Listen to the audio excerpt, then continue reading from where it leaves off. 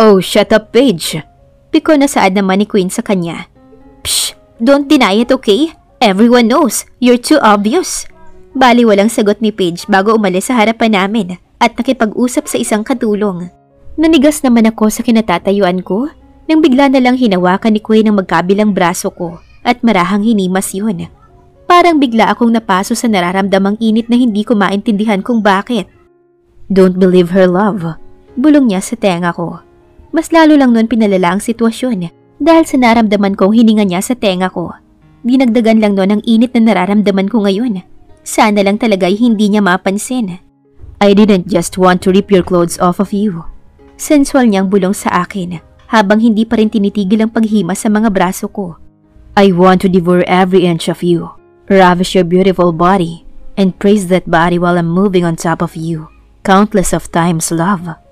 Nakagat ko ang pagibabang labi ko nang may lumabas na imahe sa utak ko.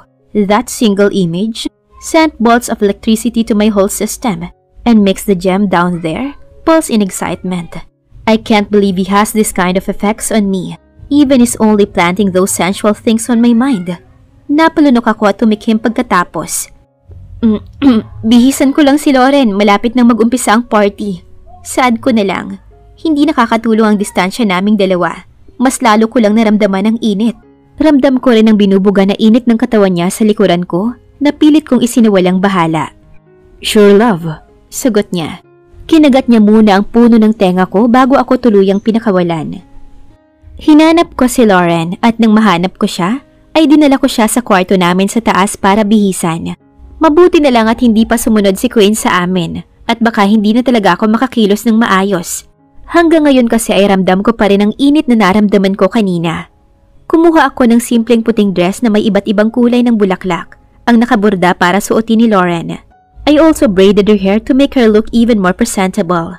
I used a white ribbon to tie it. Nang makontento na ako sa itsura niya, ay hindi ko napigilan ang sarili kong panggigilan ng pisngi niya at hinalikan ng ilang beses. Mommy! Piliin niya ng lieg naman niya ang halikan ko at pinanggigilan ko. Tawa kami ng tawang dalawa hanggang sa bigla na lang may kumatok sa pinto. Baby? Rinig kong tawag ni Queen mula sa labas ng pinto. Napatingin naman si Lauren sa akin bago ibinalik ulit ang tingin sa pintuan. Yes, Daddy? Sagot naman ni Lauren sa ama. No, sweetie. The other one, please. Wika naman ni Queen na nagpasimangot sa kanya. I'm the only baby here! She shouted frustratingly. I heard Queen chuckled at his daughter's frustration. Mas lalo lamang sumimangot si Lauren dahil sa pagtawa ni Queen. Open the door, sweetie. Utos ko sa kanya. Nakasimangot siyang lumingon sa akin. Kaya naman pinatakan ko ng halik ang labi niya at pinanggigilan ang pisngi nito. Sige na, Lauren. Tinulungan ko siyang makababa sa kama. Nang makababa siya ay agad siyang dumiretso sa pintuan. Hindi ko na hinintay na mabuksan niya ang pinto at agad na pumasok sa banyo para magbihis. Naririnig ko ang boses nila mula rito sa banyo. Pero hindi ko alam kung anong pinag-uusapan nila. Mabilis ko lang isinuot ang bestidang kapareho ng suot ni Lauren hanggang ibaba ng tuhod ko ang haba. Ang kaibahan lang ay off-shoulder ang akin at walang burda. Plain lang ito. Parang tube at naka-off-shoulder ang puffy sleeves nito. Nakuha ko ang atensyon ng dalawa pagkalabas ko ng banyo. Kinabahan ako nang tumaas ang isang kilay ni Queen matapos sipatin ang suot ko. Nahihiya naman akong naglakad papunta sa vanity table para mag-ayos. Ramdam kong nakasunod ng tingin sa akin ng dalawa na pilit kong isinawalang bahala. Pagkaupo sa upuan na nasa harapan ng vanity table ay narinig ko siyang nagsalita. How did you look so hot in my eyes when you're just only wearing a plain dress? Pigil hiningang tanong niya sa akin. Nagtagpo ang mga mata namin sa salamin at nakita ko kung paano nag-ibang emosyon sa mga mata niya. Mas lalo itong dumilim at nababanaag ko ang pagnanasa roon. Iniwas ko ang tingin ko at nag-umpisa ng lagyan ng kolorete ang mukha ko sa kabila ng mainit niyang mga tingin sa akin. Matapos kong lagyan ng kolorete ang mukha ko, ay ang buhok ko naman ang inayos ko. Kinulot ko ang dulo nito at hinayaang nakalugay lamang ito. You look like a goddess, Mommy! Lumingon ako kay Lauren at napangiti ako sa komplimento niya. Thank you, baby! Masayang pasasalamat ko sa kanya. Can we just stay here? Bigla ang saad ni Queen habang nakakunot ang noo. Napalingon naman ako sa kanya at kitang-kita kong determinado siyang hindi bumaba at pumunta sa birthday party ng pamangkin niya.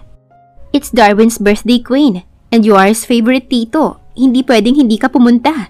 Saad ko sa kanya. Nakita naman na niya tayo kanina. Kibit balikat niyang sagot na nagpairap sa akin. No, we're gonna attend this party. Tsaka ano naman ang gagawin natin dito? Nakataas ang isa kong kilay habang hinihintay ang magiging sagot niya. Granting Lauren's wish? Nalaki ang mga mata ko nang matanto ang sinabi niya. Hindi pa ba siya nakaka-move on sa topic na yon? Diyos ko, halos nakalimutan ko na nga yun eh. Ewan ko sa'yo. Umirap ako sa kanya at nilapitan si Lauren. Let's go, baby! Hinawakan ko ang kamay niya at inalalayan siyang bumaba. Come on, love. They won't mind. Maktol pa ni Queen habang palabas kami ng kwarto. Mag-isa ka. Hanggang sa makababa kami ay para siyang batang gustong mapagbigyan sa luho. Tumigil lang siya nung nakarating na kami sa likuran ng rest house kung saan gaganapin ang birthday celebration. Inakbayan niya ako habang naglalakad kami papunta sa mesa ng mga pinsan niya. Medyo nailang naman ako lalo na sa tingin ng iba pang bisita na sa tingin ko ay mga kakilala ni Deegan. Parang ako lang yata ang nakaramdam ng hiya dahil si Queen ay panay ang hawak sa buhok ko at kung saan-saan na dumadapo ang kamay. Kanina lang ay nasa balikat ko lang yun, ngayon naman ay nasa bewang ko na. Pagkarating namin sa table ng mga pinsan niya ay medyo nawala na ang hiya ko. Agad akong sinalubong ni Sheena ng isang mahigpit na yakap at halik sa magkabilang pisngi. Pagkatapos ay si Lauren naman ang pinagdiskitahan niya. Samantalang si Adam naman ay simpleng ngiti at tangulang ang binati sa akin, kabaliktaran sa asawa niya. Gosh, I knew it! Kaya palang familiar ng mukha ni Lauren dahil kamukha niya pala ang Lawrence namin. Tuwang-tuwang saad niya. Oh, shut it, Sheena! Saad naman ni Queen sa kanya na irinapan lang naman ng babae. Inalalayan akong makaupo ni Queen sa pinaghila niyang upuan para sa akin at pinaupo sa kandungan niya si Lauren. Where's Travis, by the way? Tanong niya kay Sheena. Kumunot naman ang noo ko at hinanap rin ang tinutukoy niya. Ngayon ko nang narinig ang pangalang yon at sa tingin ko ay pinsan rin niya ang tinutukoy niya. Nakita ko naman ang pagngisi ng lahat dahil sa tanong ni Queen. Bakit parang ako lang ang walang alam sa kanila? Where do you think? Nakangising tanong ni Adam kay Queen. Napangisi rin si Queen at napailing-iling. Iba rin yung pinsan niyo, no? By hook or by crook? Sabat naman ni Sheena sa usapan. Okay, I'm lost. Hindi ko alam kung anong tinutukoy nilang lahat. Nawala sa kanilang atensyon ko nang naramdaman kong dumampi ang labi ni Queen sa nakatambad kong balikat. Napalingon ako sa kanya at nakita ko ang pagtaas ng gilid ng mapupula niyang mga labi. I'm loving this dress, love. It's giving me too much access. Saad niya at muling hinalikan ang balikat ko habang hindi inaalis ang tingin sa akin. Nakaramdam ako ng init dahil sa ginawa niya. Naputol ang tinginan namin ni Queen ng dahil sa isang tikim. Napatingin ako kung saan yun galing at nakitang si Sheena pala yun. Mamaya na yan, lovebirds. Children's party to. Tudyo niya sa amin. Kinindatan niya pa talaga ako na nagparamdam sa akin ng kaunting hiya. Ang PDA naman kasi nitong kasama ko. Hindi rin naman nagtagal ay nagsimula na ang party. Nasa harapan si Deegan at Paige at nasa gitna nilang dalawa si Darwin na nasa cake lang ang tingin. Pinangunahan ng MC ang prayer bago nagsimula ang program. Let's sing a happy birthday for a birthday boy, Darwin Nixon! Saad ng MC. Tuwang-tuwa naman si Darwin habang excited na nakatingin sa birthday cake at candles na ngayon ay may sindi na. Lahat kami ay kumanta ng happy birthday sa kanya. Make a wish and blow your candle, Darwin! Sigaw ng mga kaklase niya. Pumikit naman si Darwin bago hinipan ng kandila at lahat naman kami ay pumalakpak.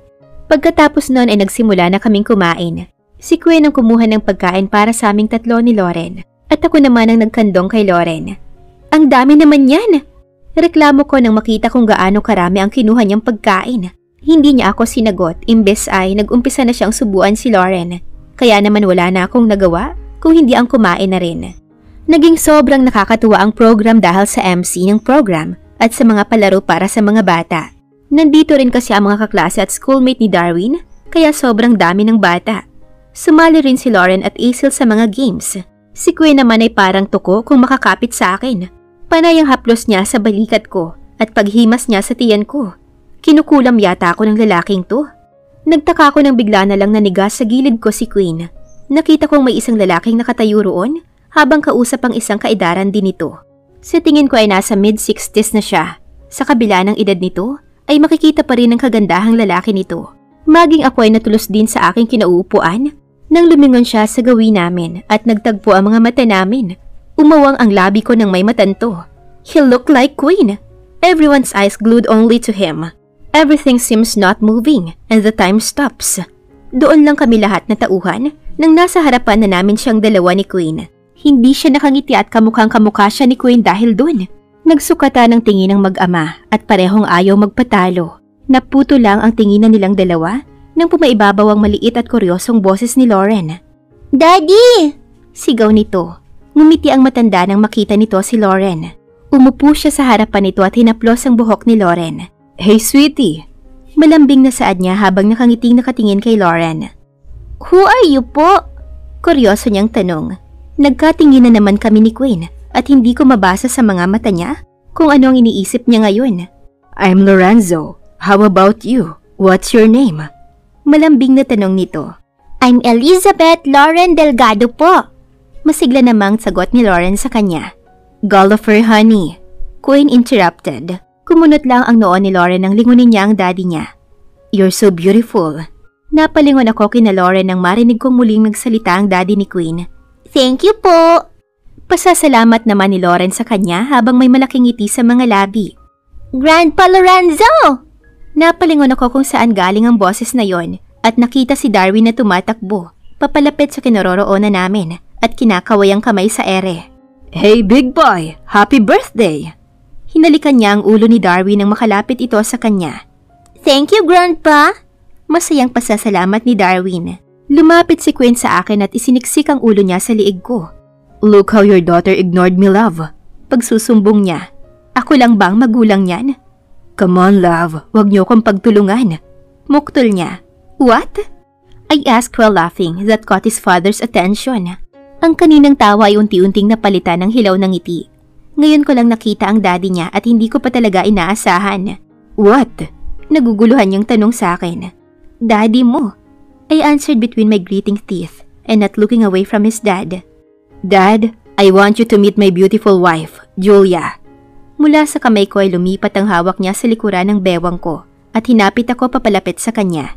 Ngumiti ako sa daddy niya ngayon ay hindi man nakangiti, ay makikita naman sa mga may itim niyang mata, kagaya ng kay Queen ng kasiyahan.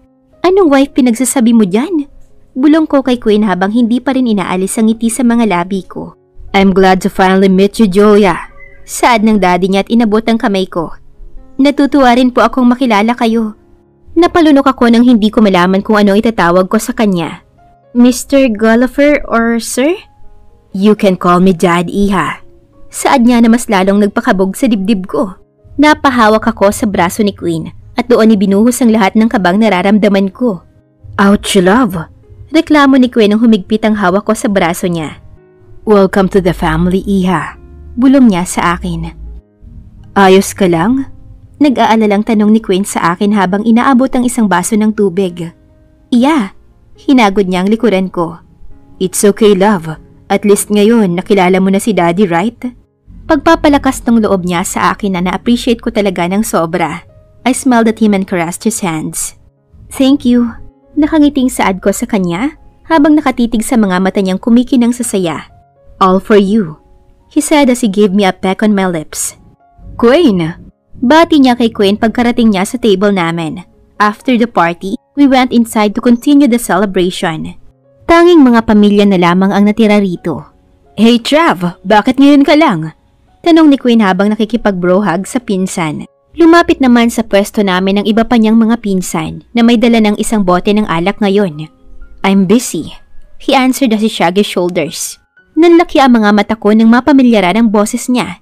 It's been years, pero sigurado akong kilala ko ang boses na yun. Alam kong narinig ko na yan dati. "Who is she?" Nagtatakang tanong ni Travis nang dumako ang tingin niya sa akin. "Oh, she's Julia, my girlfriend." Pakilala sa akin ni Queen at inakbayan ako. "Hi." Nahihiyang bati ko sa kanya. Tipid lang siyang tumango sa akin na naiintindihan ko naman dahil ganyan talaga silang lahat na magpipinsan. "Where have you been, Trav? Chasing that girl again?" Tanong naman ni Adam sa kanya nang inisihan lang ni Travis. "Let's talk the other time, Adam. If you'll acknowledge the truth that you chased your wife before too." Nakangising saad nito na ginantihan din ng ngisi ng huli. "Oh, at least she's all mine now. Whatever." Umirap ito kay Adam na tinawanan nilang lahat. "Don't stare at him too much. Stare at me instead." Bulong ni Queen sa akin na sinamaan ko lang ng tingin. Patutulugin ko na si Lauren. Saad ko sa kanya. Tinanguan naman niya. Okay. Napangiti ako at naabutan niyo ni Queen nang dumako ang tingin niya sa akin. Nakangiti siyang lumapit sa akin at niyakap ako mula sa likuran. Hinalikan niya ang sintido ko at itinukot ang baba sa balikat ko. I leaned my head into his while watching our daughter sleeping peacefully in the middle of the bed. Sundan na natin. Biglang tanong niya dahilan para kuritin ko ang gilid niya. Aw, manahimik ka nga. Bumalik ka na lang doon sa mga pinsan mo. Saad ko. Dito lang ako. Masiniksik niya ang ulo niya sa leeg ko. Matagal din kayong hindi nagkasama lahat. Dito lang naman kami oh. Hintayin ka namin. Pamimilit ko sa kanya. I'll be back. Paalam niya bago tuluyang umalis at lumabas ng kwarto. Kumuha ko ng bagong malinis na damit ni Lauren at lumapit sa kama kung saan nakahiga si Lauren. Sobrang tahimik na ng buong paligid. Nang maramdaman kong may humahalik sa batok ko at may humahaplos sa braso ko. Wala sa sariling nilingon ko kung sino yon at natagpuan si Queen na nakadungaw sa akin. Tumingin ako sa labas at muling tumingin sa kanya. Kumunot ang noo ko nang maamoy ang alak mula sa kanya. Wash yourself, Queen. Amoy alak ka. Garalgal kong saad sa kanya dahil sa kaantukan. Let's go then. Bulong niya. Napangiwi ako nang muling maamoy ang alak sa hininga niya na naghalo na sa pabango niya. Ano? Inaantok na tanong ko sa kanya. Munti ka na akong mapahiyaw nang bigla na lang niya akong pinangko at binuhat. Mabuti na lang at napigilan ko ang sarili ko dahil kung hindi, malamang ay magigising si Lauren. Tuluyan ang nagising ang diwa ko nang makita ko kung saan niya ako dadalhin. Ibaba mo nga ako. Kung gusto mong maligo, mag-isa ka. Tuluyan akong napahiyaw. Nang pagpasok namin sa banyo, ay itinutok niya sa akin ang tutsa ng shower. Queen! Sigaw ko dahil sa lamig ng tubig na unti-unting bumalot sa buo kong katawan. Napaawang ang labi ko dahil sa ginawa niya. Nakakainis talaga. Nang mabasa na kaming dalawa, ay doon niya ako tuluyang binitawan. Nanginginig ang buo kong katawan habang itinatapak ang mga paa sa tiles ng banyo. Natuod ako sa kinatatayuan ko nang bigla na lang hinawakan ni Queen ang batok ko at hinalikan. Hindi pa siya nakontento. Ipinulupot pa niya ang braso niya sa bewang ko at mas inilapit sa kanya. Mula sa marahan ay unti-unti itong naging mapusok at malalim. Punong-puno ng mga pangangailangan at pangungulila. Let me wash you up. Saad niya at dahan-dahang sinabon ang balikat ko pababa. Malapit nang lumiwanag nang lumabas kaming dalawa sa banyo. Tinulungan niya akong magbihis dahil sa kawalan ng lakas. Tumabi ako kay Lauren sa pagtulog. Akala ko ay sa kabilang gilid ni Lauren siya tatabi. At nagulat na lang ako nang tumibi siya sa akin at niyakap ako. Kinaumagahan ay malapit nang mag-lunch nang magising ako. Wala na sa tabi ko ang dalawa at sobrang tahimik na ng buong kwarto. Bumangon ako at naligo tsaka nagbihis muna bago ako lumabas ng kwarto at hinanap ang mag-ama. Naglalakad ako papunta sa direksyon nila nang bigla na lang may tumapik sa puwet ko. Gulat akong lumingon at nakitang si Paige pala yun na may dalang tray ng mga pagkain. Ngumisi siya sa akin na pinagtaka ko ng sobra. Huwag masyadong pahalata. Natatawang saad niya sa akin na nagpapula ng buong mukha ko nang matanto ang ibig niyang sabihin. Halata ba talaga ako? Love! Biglang pagtawag ni Queen sa akin. Nakaagad umani ng tukso mula sa mga pinsan niya. Love! Napalingon ako sa likuran ko nang tawagin ako ni Queen. Picture! Napangiti ako sa sinabi niya. Dala niya ang cellphone niya at handa nang kumuha ng picture. Hey baby! Tawag ko sa pansin ni Lauren sa tabi ko. We've got a matching two-piece na tinutulan ni Queen kanina. Pero napapayag rin naman kalaunan dahil kami lang naman ang nandito. Say bye to Daddy. Saad ko kay Lauren pagkarating namin sa bahay. Goodbye, Daddy! Humalik siya sa pisngi ni Queen na siyang nagpangiti sa aming dalawa. Nagulat ako nang ako naman ang binalingan ni Queen. He grinned at me. I'll see you both tomorrow. Saad niya bago ako hinalikan sa pisngi. Sige. See you tomorrow, sweetie. Paalam niya kay Lauren. Nang makatulog si Lauren ay bumaba na ako para maghanda ng hapunan. Papasok pa lang ako sa kusina nang matigilan ako sa nakita. Nagluluto si Daddy. Dad! Gulat kong saad. Lumingon siya sa gawi ko nang marinig ang boses ko bago pinunasan ng kamay at tinuon ang buong atensyon sa akin. How's the celebration? It's good, sagot ko. Tuluyan na akong pumasok sa kusina at umupo sa isang upuan sa hapagkainan. May problema ba? Nag-aalala kong tanong sa kanya. Mas lalo akong kinabahan nang hindi siya nagsalita ng ilang segundo. Anak, mahinang saad niya. Sumikip ang dibdib ko at may bumarang bikig sa lalamunan ko nang marinig ang sinabi niya. I'm sorry. Tuluyan ang tumulo ang mga luha ko dahil sa sinabi niya. I'm sorry for being such a bad father to you, for mistreating you for many years. Trust me, I regretted it all. Dad! Umiiyak kong inabot ang kamay niya. Suminghap si Daddy bago ako tiningnan sa mga mata. I'm sorry, Julia. I'm just seeing your mom on you, and it will always remind me of the day that I lost her. Saad niya. Kumunot ang noo ko. What do you mean? She died while giving birth to you, Julia. Napakurap-kurap ako at hindi makapaniwalang nakatingin sa kanya. What? She died while giving birth to you. Ever since that day, hindi na kita kayang makita dahil nakikita ko ang mommy mo sa'yo. Nagagalit ako hindi sa'yo, kung hindi dahil sa sarili ko, dahil hindi ko nailigtas ang mommy mo.